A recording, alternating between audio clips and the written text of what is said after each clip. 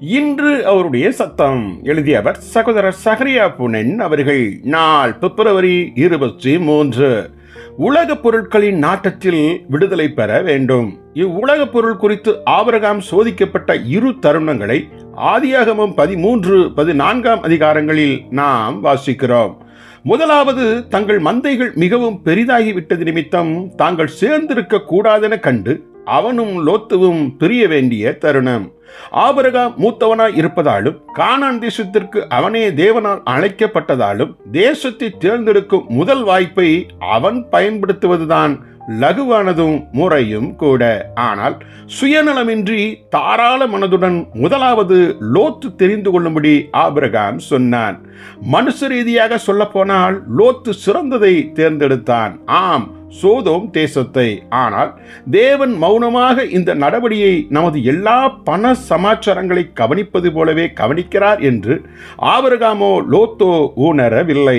ஆபிரகாமிடம் காணப்பட்ட சுயநலமில்லா தன்மையில் தேவன் மிகவும் பூரித்து போய் அவனுடன் உடனடியாக பேசி ஆபிரகாமிற்கு 4 திசையெங்கும் கண்களை ஏறெடுத்து பார்க்கக்கூடிய தேசம் முழுவதையும் அவனுடைய சந்ததிக்கு சுதந்திரமாக கொடுப்பேன் என்றார். லோத்து தெரிந்தெடுத்த பகுதியும் இதில் அடங்கும். இன்று சுமார் 4000 ஆண்டுகளுக்கு பிறகு தேவன் தன் வார்த்தையை காப்பாற்றியிருக்கிறதை பார்க்கிறோம். ஆபிரகாமின் சந்ததியார் யூதர்கள் ஆபிரகாமுக்கு தேவன் கொடுத்த இடத்தில் வாழ்கின்றனர். இதுதான் தேவனுடைய வழியாகும். சாந்த குணமுள்ளவர்களே பூமியை சுதந்தரிப்பார்கள். உண்மையான தேவ ஊழியக்காரனுக்கு ஏற்ற பெருந்தன்மையுடன் ஆபிரகாம் நடந்து கொள்வதை நாம் மீண்டும் ஆதியாகமம் 14 அதிகாரத்தில் காணலாம். சோதோம் ராஜாவின் மக்களையும் அவன் பொருட்களையும் அவனுடைய விரோதிகளிடமிருந்து ஆபிரகாம் மீட்டு விட்டான். சோதோமின் ராஜாவோ எல்லா பொருட்களையும் ஆபிரகாமிற்கே சமர்ப்பித்தான். ஆனால் ஆபிரகாம் அவற்றிலிருந்து ஒரு பாதரட்சை வாரை கூட ஏற்றுக்கொள்ள மறுத்து விடுகிறான். எனது தேவன் வானத்தையும் பூமியையும் உடையவர், உனது எந்த பொருளும் எனக்கு வேண்டாம் என்று கூறுகிறான். ஆதியாகமம் 14 அதிகாரம் 22-23 வசனம்.